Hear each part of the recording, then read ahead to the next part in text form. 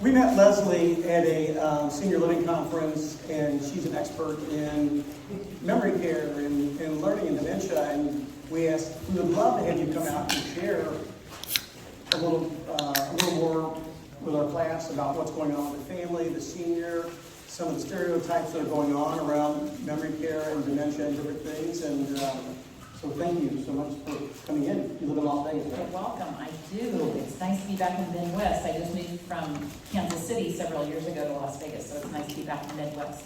Yeah, I mean, thank you for taking time and coming out and staying up with us. And I think we should start this just by, well, why don't you tell a little bit about what your company does?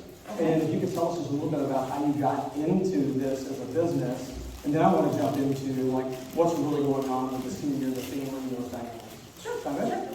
Yes. I'm Leslie Fuller. My company is Inspired Senior Care.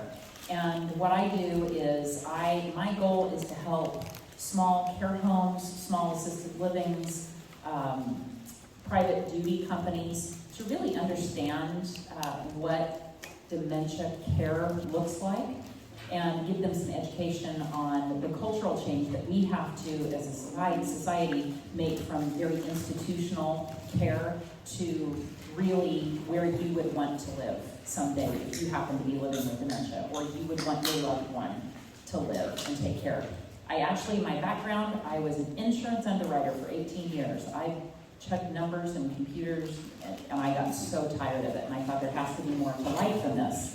And I wanted something more meaningful. What I like to say is something with an emotional paycheck.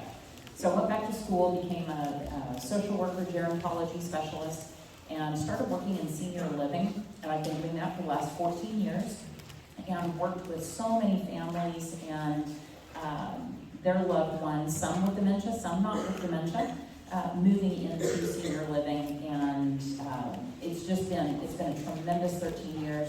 And I'm going to take everything I've learned and help bring it to other people. Thank you. Sure. It's insurance to dementia. Yeah, big change. Yeah. So could you talk, there are so many different levels of memory and dementia and Alzheimer's. Could you kind of just give us the high-level overview of how all that fits together? So many people think they're different things or interchange them, and it's just I didn't know much about it at all until I started studying and reading, and it's like, wow, this is way different than I thought. Sure. So a lot of people will ask, so what's the difference between dementia and Alzheimer's? If you think of dementia as an umbrella, okay, it's a description of characteristics that are happening with someone who is experiencing brain change, all right? So under this umbrella, there are different conditions and different diseases that can cause those symptoms. So if you have memory loss, you're having cognitive challenges, you're getting lost, it doesn't mean you have dementia. You've got something going on and you need to get it figured out what it is. So under that umbrella of dementia is Alzheimer's disease is the most common. And some numbers tell you 60%, some say 80%. But the vast majority is caused by dementia. But there are other conditions called frontotemporal dementia. Alcoholism can cause a type of dementia. Parkinson's comes with dementia. So there are over 100 different things that can cause dementia. There are dementias that can be treated. They're short-term, and then there are those that are progressive, and that we need to learn how to support those people and make life the best we can, but we cannot reverse those. Yeah, I don't think I really realized that all that fit kind of under the dementia umbrella. That's when the aha moment was for me. Mm-hmm. When you start plugging all these different pieces in, whether it's Parkinson's or Alzheimer's and those things. If Alzheimer's is a big component, what we see the most of under that dementia umbrella, can you talk a little bit about what that is and what the family's going through or the senior's going through with that? So typically, how many of you here have a family member, somebody close to you who has been living with dementia? Raise your hand. I want you to look at all the hands in this room. It's going to touch all of us at some point. Statistically, over the age of 85, if we all in this room live to be 85 years old, half of us will develop some sort of dementia. Half. That's kind of scary. It's scary, but what I like to say, my goal is to help take the fear out of it. Yeah, but that's the last thing I want. If I'm like, I don't want to lose my memories and not know what's going on and all the different stereotypes that go along with it, right? And you really hit. I mean, there are so many stereotypes about somebody who has dementia, and I'd like to challenge all of you. I'm big on language and how the language we use with people is important. So when you're talking with a family or talking with someone about an individual with dementia, talk about them living with dementia. Don't say they're suffering from dementia. You know, dementia sucks. I am not going to deny that, okay? But we can sit and we can use all the language that you hear out there. Oh, isn't this terrible? It's awful. It's a burden on the family. They're suffering. Who wants to have their life looked at that way, right? So our goal is, if this gentleman right here, if John ends up developing, whether it be Alzheimer's or Lewy body or whatever that is, I'm going to say, all right, John, you're living with dementia. What are we going to do about it? What are we going to do for you? How are we going to train Christy and give her knowledge and education to support you, so she doesn't just say, oh my God, I don't know what to do. This is awful and terrible. Well, you know what? We're here for you, and we're going to help pull you through that.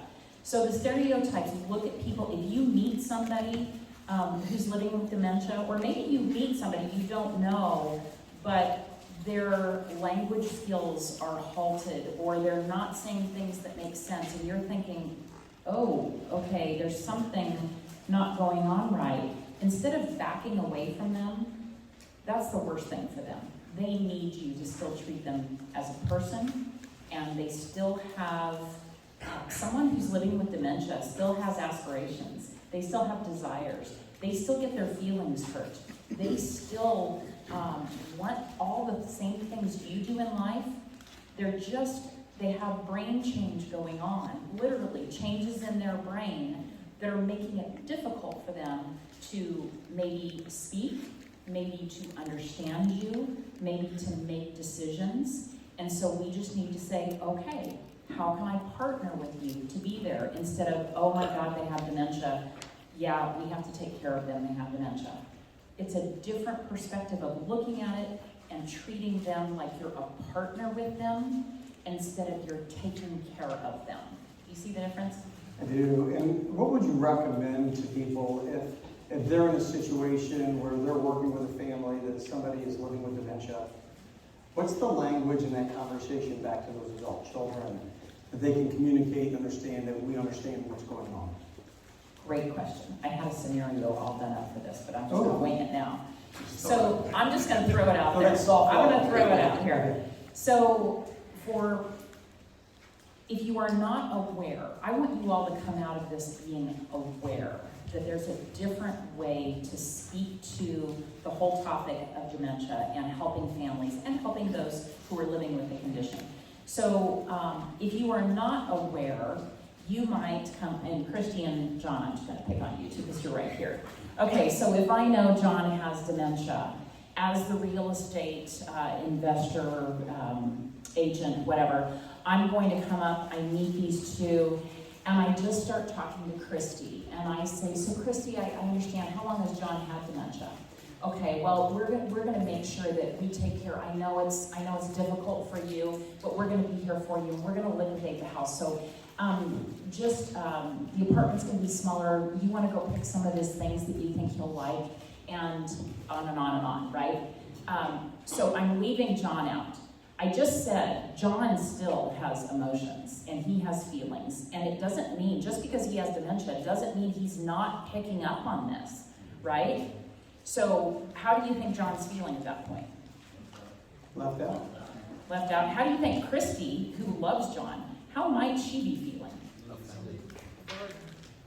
Overwhelmed. Overwhelmed? Now, and you're in this example, was Christy spouse or was Christy Christy's spouse. Okay. Yeah, a spouse, okay, or adult child.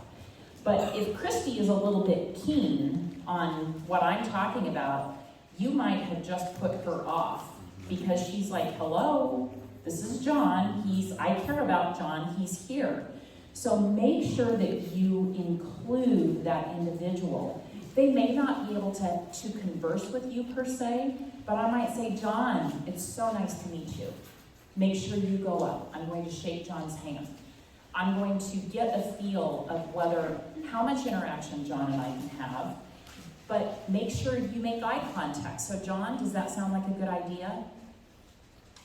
It doesn't take John, he doesn't have to pull out facts. You don't want to challenge John to pull out facts that he has to say, but you want to make him feel a part of that conversation, which will also endear you to Christy, okay? And I don't mean that in a manipulative way, but it's going to let her know that I care about this unit, this team of who's going through this. And to be able to say, John, you have such an amazing house here. You've lived here a long time, haven't you? And John can smile and nod his head. John, do you want to show me what are some of your very favorite items here, or your favorite room, or your favorite, can you show me your pictures? Get John's engagement in it. You can also, I know that you all, I think sometimes will be helping families liquidate items, right? So it's very important if John is going to be moving from a 3,000 square foot house into a 600 square foot apartment, he's going to have to take a few things that are very special to him. And it's very important that he takes things that are meaningful to him when he moves. So that our goal here too is we want John happy when he moves, right? That's your empathetic part of what you do, is not only do you want to help get that house moved, help get those items sold, we also want to say, how are we going to make John feel the best he can at the end of this? So helping them walk through the house and finding those items. And if you're straying the waters that the adult child or the spouse isn't comfortable with having that conversation, they'll let you know, right? Absolutely. Look at their eye contact. And there are family members there are all kinds, right? You've all dealt with, you know that you can have buyers who are needy, you can have them who are demanding, they're all over the place. And adult children are the same way. And you really have to take a little time, really listen, really observe the interactions to find out where they are in this picture. Because there will be some daughters or sons who are just overbearing and want to take over all of it, and they don't care about John. They just want this done right now. I'm sorry for that. I, as a senior living professional, have to try to help guide those families, and I'm not going to ask that of you. That's too much to ask of you, but you do need to get your bearings on what that relationship is like. And how you're going to deal with them. But I would always, always at least treat John like he is a viable individual, because he is, regardless of what the family is saying. Obviously take direction from the family member. Sure, that's great. Okay, so I've got a note here to ask you. What is brain change? What is brain change? So Ben remembered that at my table where we met, I had a brain sitting there, because it's really important for all of us to understand that dementia doesn't just mean the whole brain is broken and isn't working anymore, okay? You have multiple lobes in your brain, and they all do different things. So, for example, you have two. They call it the temporal lobe, but you have one on the left and one on the right. So do me a favor, take your left hand, point to right above your ear, okay? This is your left temporal lobe. It's right along here, okay? That is where you process language.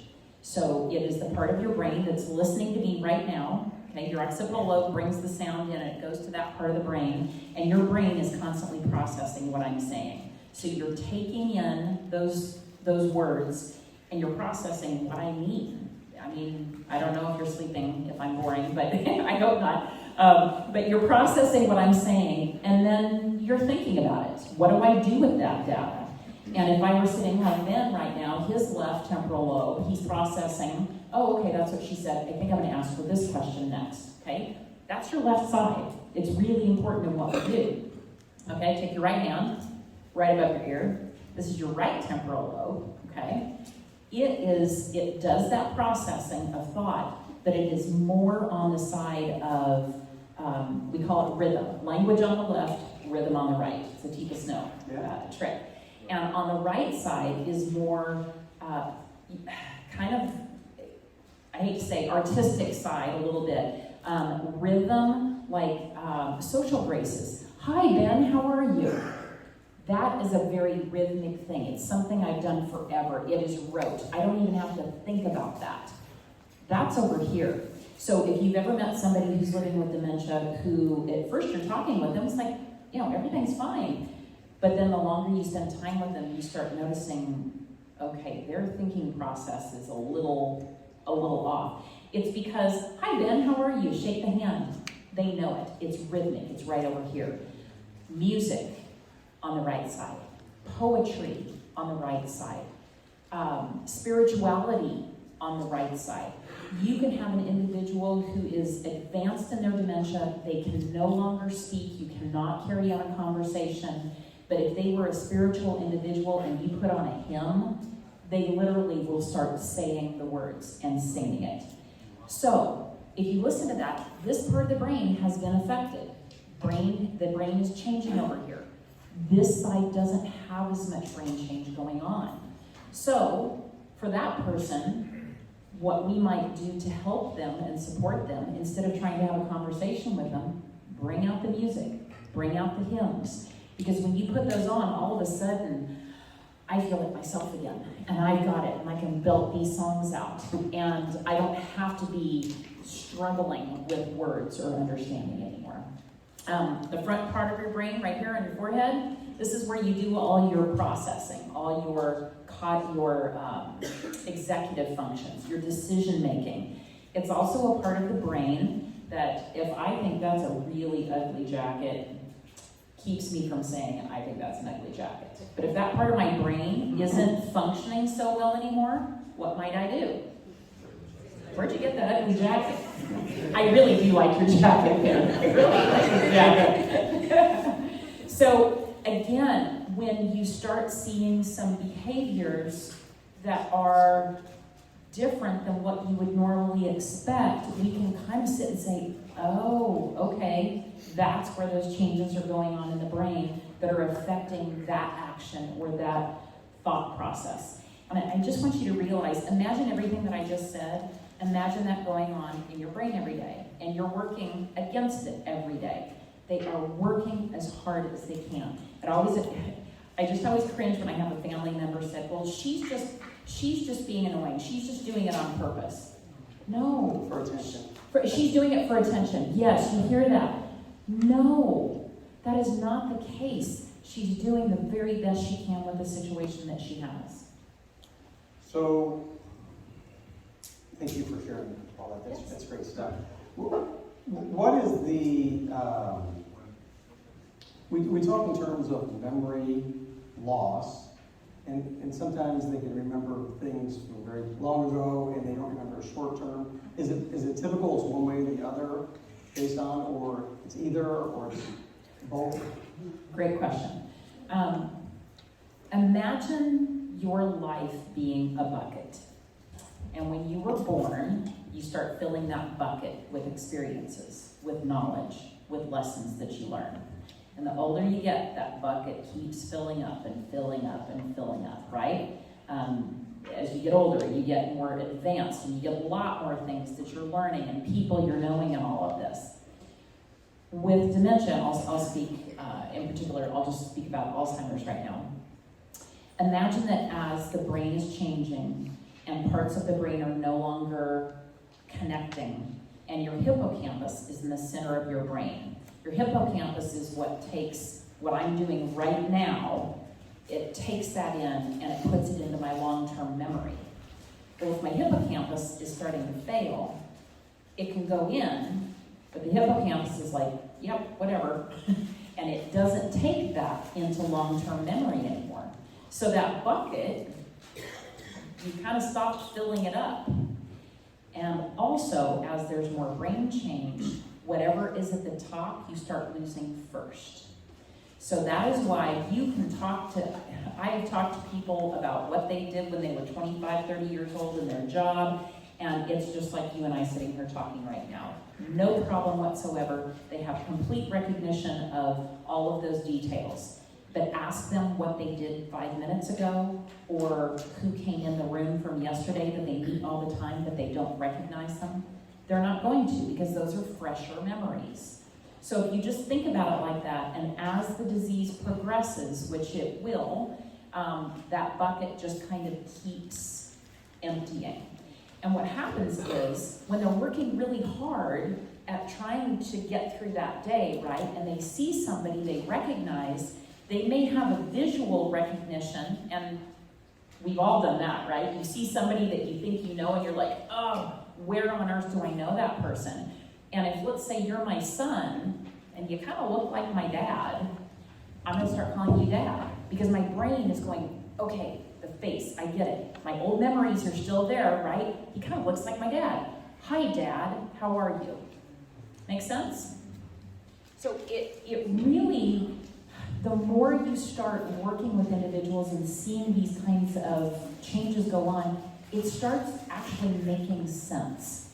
So instead of being afraid of dementia, really looking at they're going through changes in their brain and they're communicating differently. They might forget words, and so if you can't think of a word, you replace it with something else. So just like their communication is changing, we have to change for them, because they can't fix what's going on in their brain, right?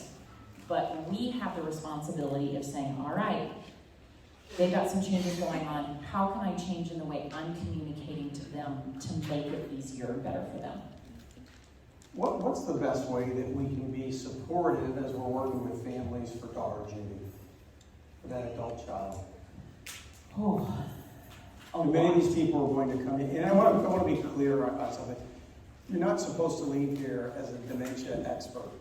You're just supposed to have the sensitivity and understanding more about what it is and what's going on with the family, so you can be more empathetic or be a better resource for the family when you're working with them.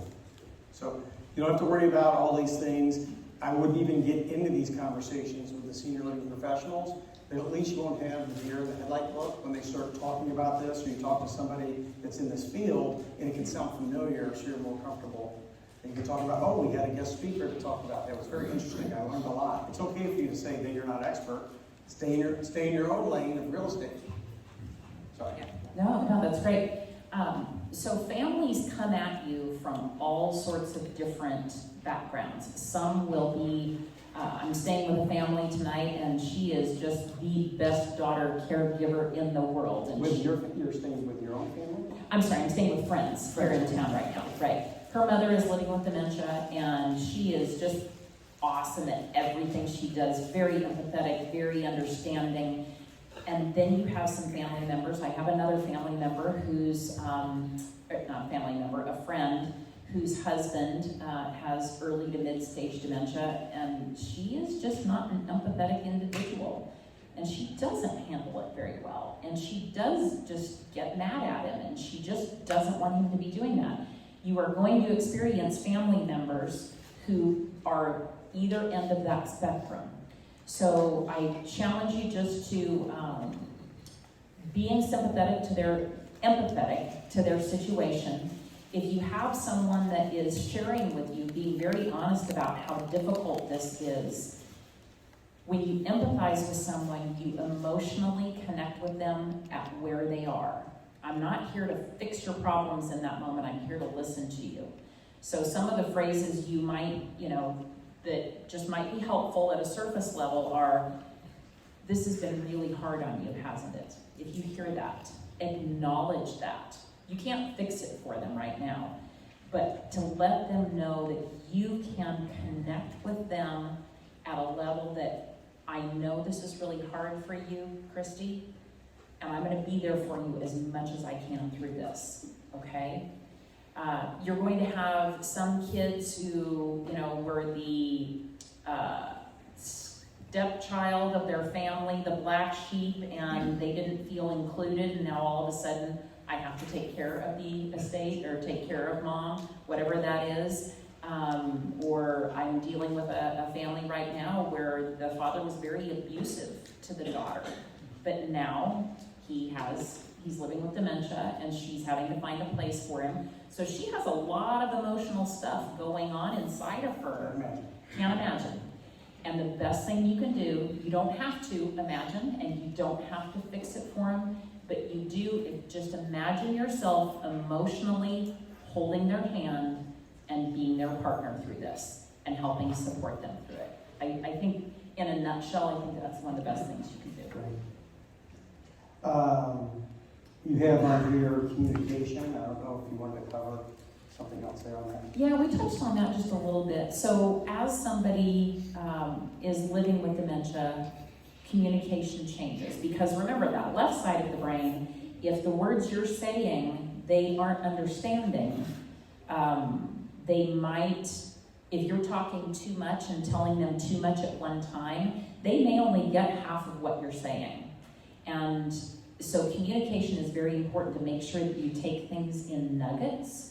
Take things, if you're speaking with that individual, or even if you see a daughter that is going on and on and on, and the mom is sitting there and mom's trying to grasp, you could even say, you know what, hey Christy, to help me, let's take this one thing at a time. So you said that.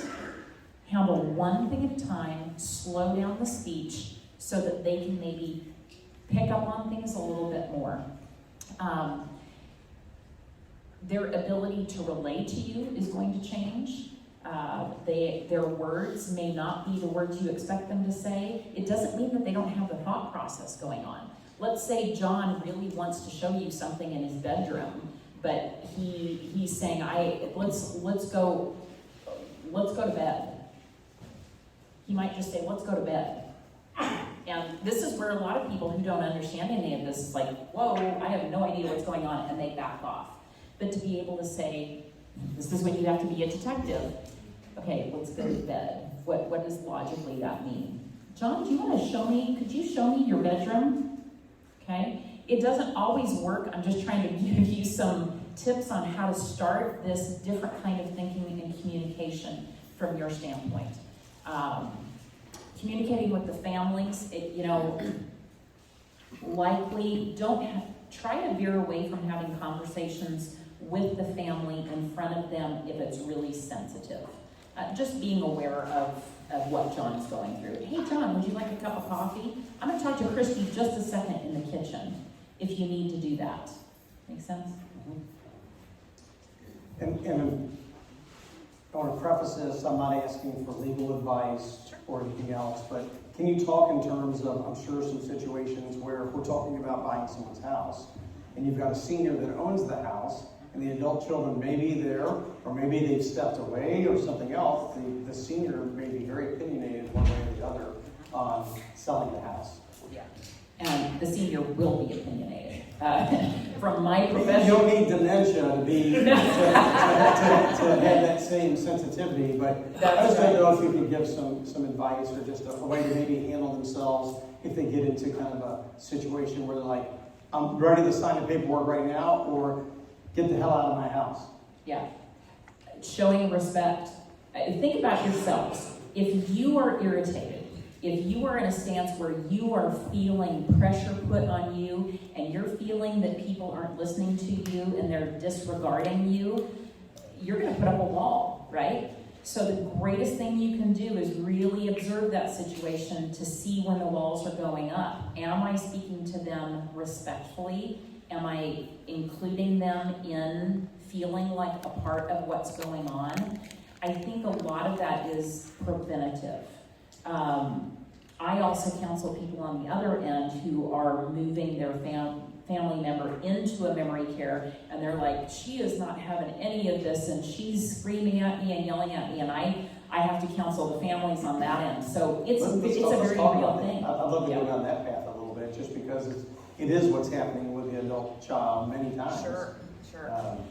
It is super hard, and again, you all don't feel like you need to be the dementia care expert, but there are people like me out there that what we do is we help families process and counsel this, dementia care specialists. And so,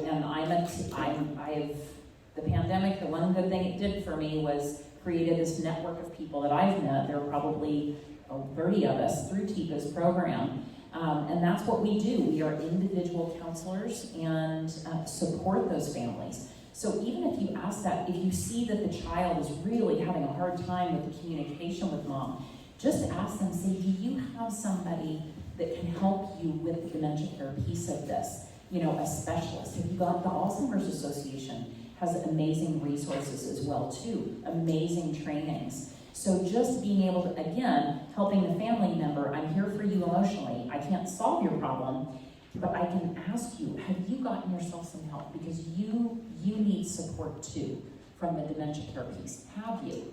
And if they say no, you know, just being able to say, start them off with the Alzheimer's Association, or send them to me. I'll get them to a specialist across the country if need be.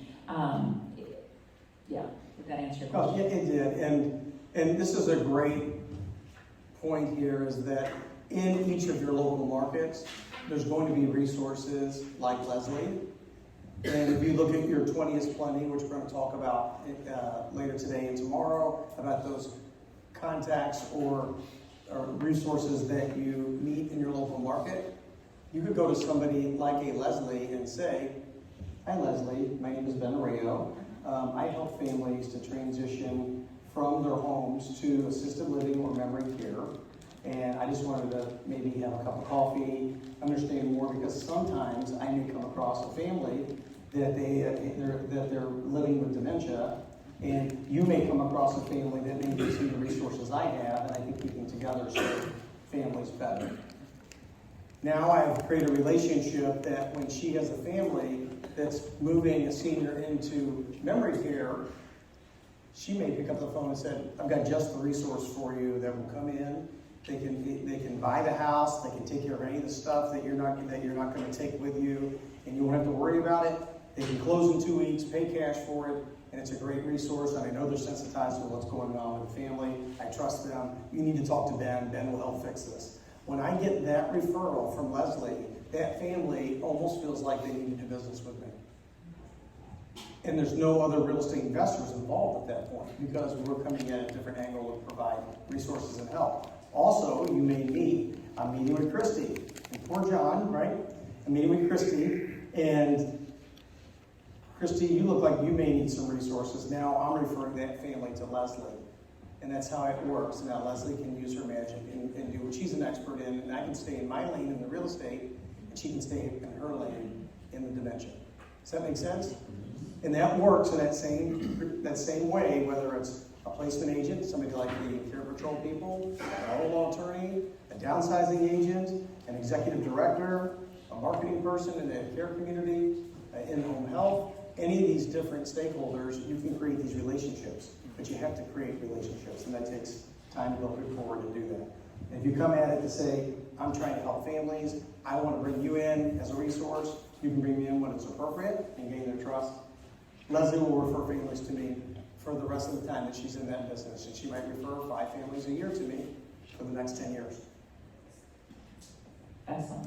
Anybody here from Cincinnati area? Okay. I have a colleague that I spend every Monday evening chatting with, and she does what I do. She teaches, she trains, she counsels, coaches families. She's like the perfect person. I have somebody in Atlanta. Anybody from Atlanta? I have somebody in Atlanta. So, wow, this is instantly a good networking thing here. So, and these people, the people that I'm talking about we're in this because we care. We are in this because we want to be there to support these families, because it is tough. It's a tough situation, and I've been living, eating, and breathing it for 13 years, but some of these families, this is new. This is new stuff to them, and they've had no training, they've had no education. They're still at that fear point. They just don't even know where to go. All right, let's open this up. Who's got questions for Leslie? Do you have anyone in Austin? Hang on a second. I do have someone in Austin, Texas. Wow, this is a heck of a deal. Oh! It was a really good throw, so I don't know what to say about that. just to kind of talk up into it, so then it'll come through. Ryan, is the catch box turned up? Go ahead. So I have some That's cool. legal questions. Uh-oh, I'm not a lawyer, just gonna say that right now. The thing is that we're gonna be facing these questions because we're talking to people who are in various stages of the crisis. And they're gonna be making various decisions, and we're gonna be shepherding them through those decisions. So my question is what tools do we have to help us so that after we shepherd them through these decisions, they don't come back and bite us in the butt? Can I ask you to expand? When you say what tools, what do you mean? Well, in other words, if you're a healthcare professional, you're going to have people sign a HIPAA agreement, and that's going to help to protect you in terms of information transfer. In this type of thing, you're dealing with a quasi healthcare issue potentially. You're dealing with a legal issue associated with property. Yeah, the easiest way to do that is stay in your lane and find somebody like this to come in and help. You're not an expert in dementia. You're not an expert in placement. You're not an expert in all these different areas. You're part of that whole puzzle. And so we don't want to be giving legal. And I think what he's asking is, we're not HIPAA compliant, we're real estate investors, right? Right. We're dealing with the adult child who doesn't have dementia, almost all these guys. Very rarely is it, in fact, I can't even name how many times it's only been a senior myself. So I deal with the adult child, not with the person with dementia. And they're the ones that have it set up with POAs and things, power of attorneys and things like that.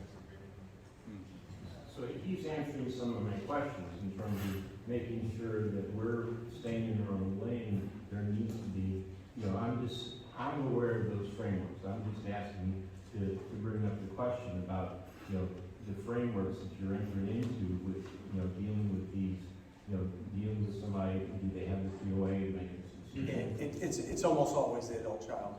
So it's that most responsible daughter Judy, that lives there. You're working with them on that. They're selling the house. They may have power of attorney. It's not an issue that you're coming in, buying a house from a senior that doesn't have any other representation, and there's some weird dynamic because of that and what's going on. And is there any written advice to what you're giving us that we should be looking for in this, in terms of what documents we should be looking for? I think, no, the answer is no. We're going to talk about what that conversation is tomorrow and Wednesday, about the conversation with the family and what we're having. But again, if you stay in your lane and we're talking about the real estate, and if we're helping them with stuff, maybe because we have some other resources that we've created that's part of our circle, and bringing that to the table, we're not giving them medical advice. We're not worried about HIPAA. We're not talking about any medical records. We're there to buy the house. And I would recommend, just like Ben said, have a senior living or a dementia care specialist as a network partner in your pocket. Also have an elder law attorney as a network partner for you. I can't tell you how many times I have two, one in Kansas City and one in Las Vegas, who are just awesome. And it is so comforting to the Christies of the world for me to be able to say, you know what, you've got some legal issues going on with that. The best kind of lawyer to find is an elder law attorney. A lot of people don't even know that exists. Yeah, so let me expand on that a little bit. We're going to have an interview tomorrow or Wednesday with an interview for an elder law attorney. In that situation you just described, that's because maybe we don't know if the adult child has the right power, doesn't have a power of attorney. We don't know where things stand there. Making sure you're doing business with somebody that can actually sell you the house. I mean, that's a big deal. So that's another one of those that you're going to create that relationship locally without a take. You're not taking, you're giving. Hey, I'm in this business. I'm coming across families, and sometimes I'm not sure if they have the resources. I'm not sure if the trust is set up right. I don't know if they have power of attorney in place. I don't know what's going on here. Would it be okay in those situations if I referred that family to you? Yes. And believe me, as soon as you do that, guess what's going to happen? they're gonna refer something back to you. And that's how we really, if we can give, it'll come back, I promise. Somebody have a question over here? No. They gave me the box, but I wanted to connect with you afterwards and get the Austin representative. Right behind you in 2 rows, over the shoulder. Sure, I would say if for the Austin and the Atlanta and the Cincinnati comment, my website is inspiredseniorcare.org. And if you want to get that contact information for me, just on that you can Just opt into her marketing phone. just drop an email to me. Actually, you can send it to Leslie at inspiredseniorcare.org. And I will give you that contact. Perfect. You had a question in the back? Yeah, when we deal with banks, it's just numbers and we just go head to head in negotiation. If we end up dealing with seniors, what we've done, if we suspect that we're concerned that they're making a good decision, we ask them if they have team members that are helping them make the decision with them. Does that get into age discrimination? I don't want to offend a senior, like, what, you think I can't make a decision? Like, how do we handle that? To be sensitive and also to be legal? I'm looking at you. I'm looking at you, Ben. You hit on a very difficult area for not just real estate people, but you think about a banker. Let's say you're not even there, right? And a banker comes in, and that banker sees that you are wanting to write a check to somebody in Bangkok and wanting to send those funds. The banks are very good about looking at those situations and recognizing, because they are aware there's so many scams going on, and they target seniors. It's awful. And so they kind of look out for that. And I think just as a part of a team, I think everybody should have, like, let's say medical. You should have somebody else, I don't care how old you are, you should have another partner in your life that is there to listen to that with you, because they're going to hear different things than you do, or just to know what's going on. And I would really speak to it from a partner standpoint, and you can say, I have partners in my business because there's just too much. So who would be a good person that you would like to have, that you would trust, that I can help you, just if you can handle it that way? What do you think? And again, 9 times out of 10, 9.5 times out of 10, you're working with the adult child, or you're working with the entire family is there. It's very rarely it's one-on-one with the actual senior. You gotta remember, we're going in at the flashpoint of something that's happening for crisis, so that senior may not even be allowed to go home at that point. They're saying you can't go home and you need to be into some kind of care in the next 24 hours, the next 72 hours. This is what starts to create that frenzy of crisis with the families, because my life was totally normal 4 minutes ago. Now all of a sudden I have to make one of the biggest decisions on my mom's behalf, without any research, any conversation, no idea how much money she has, don't know where any of it's stored. I don't know what it costs. What do you mean it costs $7,000 a month for assisted living? We have no idea. We don't have an extra $90,000 a year set aside. Mom's going to blow through everything that she has in the next year and a half. The only thing that she has, her biggest asset, is the house. The house. Another question? When you write the contracts, Toss it up. Sid, don't drop that. Knock that Sprite off on the stage. so when you're writing the contract, you're sitting there with the family, you're not writing a real estate contract, like a realtor contract. What kind of contract were you It writing? could be. We're gonna talk about contracts and credibility. Disclosures and all that? Yep. We're gonna talk about that. We've got a full section. We're gonna talk about that. It's either tomorrow afternoon or Wednesday morning. All right. Yeah, for sure.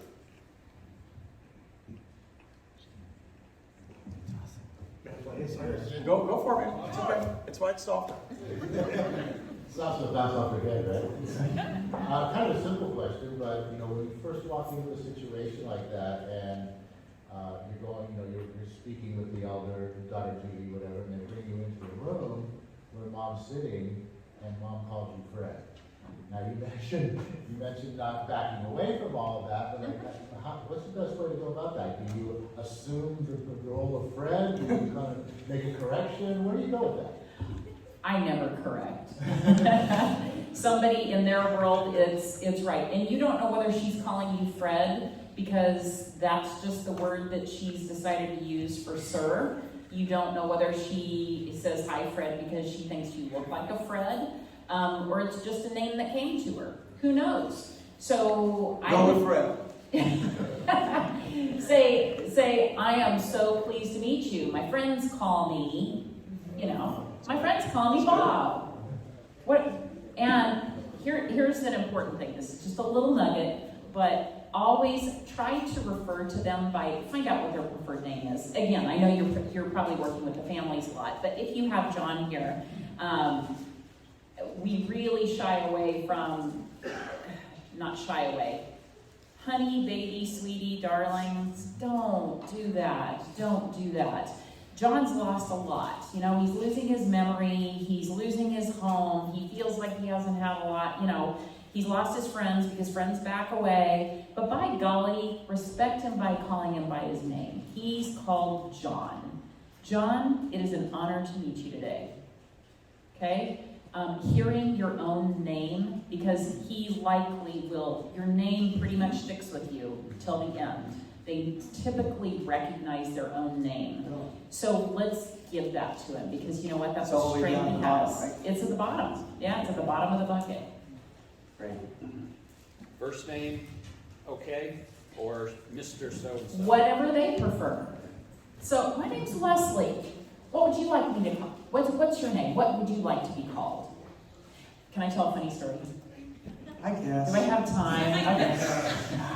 I know they're waiting for their sandwiches. You're such a show. No, I didn't see all those 100 sandwiches just coming across the back. It's fine. Oh, look at that. We've already gotten past that. So in our field, we stress respecting them still as an individual who's a thinking, caring, loving individual. They are. And also calling them by preferred name. Well, we had one community where a woman who had moved in I think she had like 10 kids, 50 grandkids, whatever it was. And in her circle, they called her Big Mama. And that's what she loved. That's what she was meaningful to her. So the staff called her Big Mama. Well, we had a new executive director who started and didn't know this whole story. And she hears this staff calling this woman Big Mama. And she's like, oh my God, you have got to stop calling her that. That it was so disrespectful. And she was the new executive director and the staff didn't know how to tell the executive director, no, this is Big Mama. Right. So, just being able to have that conversation and just logically say, this is what she asked us to call her. We had a community where they had 2 Bills, and so they decided to call one Bill and one Billy just to keep track. They didn't ask them. They just decided, okay, to keep track so we know who we're talking about. So I was in there, and I'm like, So I went and I talked to Bill and met him. And I said, so what is your name, sir? What would you like to, what do you go by? And he said, William. And this guy over here said, Bill.